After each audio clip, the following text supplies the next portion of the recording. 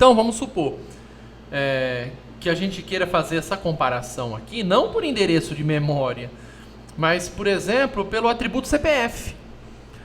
Porque a gente pode comparar se duas pessoas são as mesmas ou não, através do seu CPF. Tá certo? A gente vai ver. Se o CPF das duas bater, então elas são a mesma pessoa. Se não bater, não são. Tá bom?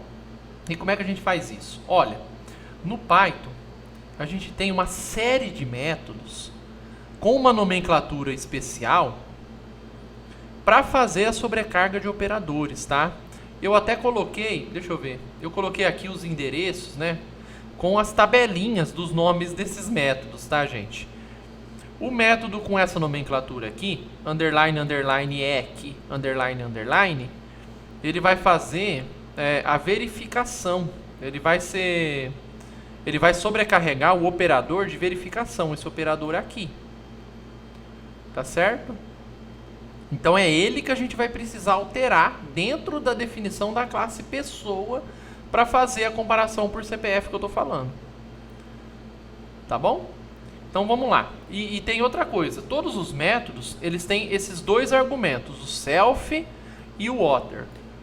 Vocês podem ver aqui que também, esse order aqui também, ele também tem outra cor. Ele é uma palavrinha reservada. Tá bom? Então o self ele vai fazer menção à própria classe e o order vai fazer menção a outro objeto. Tá? Então, com respeito a este mesmo objeto e o outro objeto, faz o seguinte: o mesmo objeto .cpf, se ele for igual ao outro objeto .cpf, retorne true, se não, retorne false. Beleza? Então é isso que essa sobrecarga de operador vai fazer. Repara que a gente sempre espera, quando a gente vai sobrecarregar um operador lógico, que a resposta seja verdadeiro ou falso.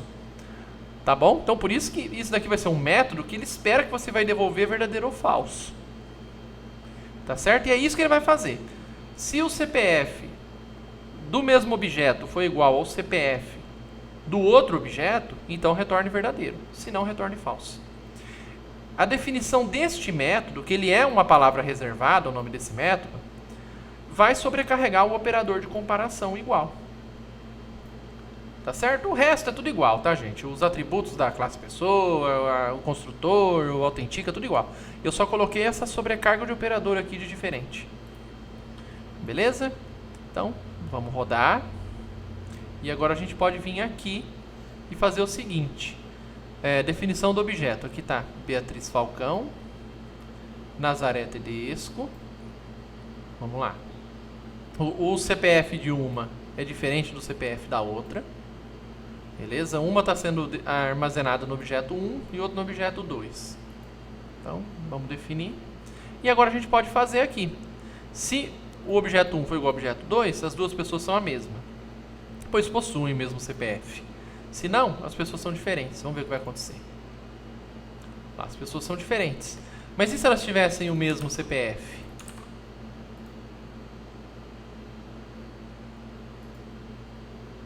Se elas tiverem o mesmo CPF, elas são iguais. Mesmo que seja, mais uma vez, né?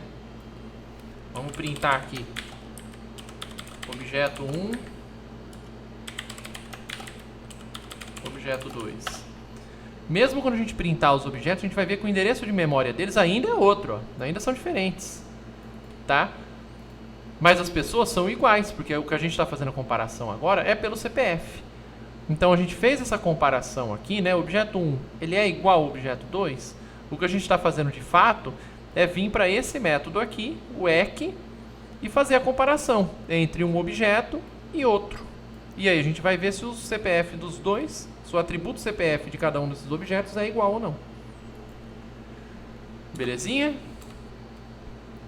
Tá tudo certo então? Então é isso daí, gente. Deixa eu só trocar aqui. E vamos passar para um outro conceito muito importante. Só que antes deixa eu só deixar claro que como eu falei para vocês que esse método aqui é uma palavra reservada, tá? Se você quiser sobrecarregar o operador de soma, o de subtração, de divisão, de multiplicação, o que quer que seja, para o tipo pessoa aqui, Vamos supor que você quer colocar o operador de soma para ser casamento. Então ele vai gerar duas pessoas em vez de uma, ou sei lá, uma pessoa com os nomes somados, alguma coisa assim. Então você consegue programar isso também.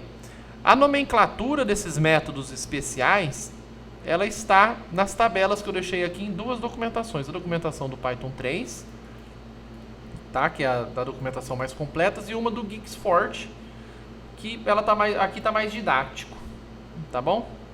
Então eu deixei duas listas aqui para vocês. Ixi, Maria, sim, estou aqui. Então deixei duas listas aqui para vocês se divertirem testando. E só para finalizar essa parte de classe e objeto, existe um comando dir que lista todos os atributos e métodos de uma classe. É um comandinho. Vamos ver então todos os atributos e métodos da classe pessoa.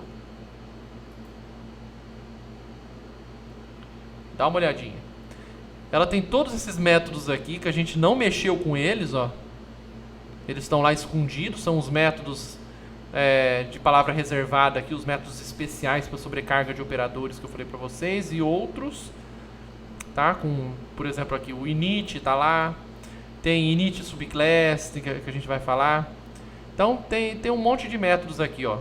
O menor igual, menor, tem maior igual, maior, tá certo? Tem o igual que a gente acabou de mexer.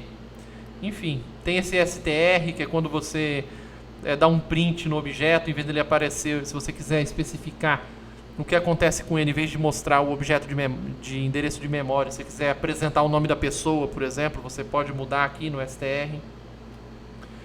E, finalmente, tem aqui o método autentica, que foi o que a gente especificou lá, sem ser nenhuma palavrinha reservada, né? Sem ser o init e o eq, aqui o eq e o init. Cadê o init? O init aqui, ó, que a gente modificou.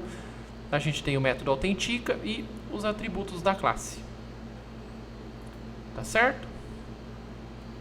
Então, vamos passar agora para outro conceito muito importante de programação orientada a objeto, que é encapsulamento.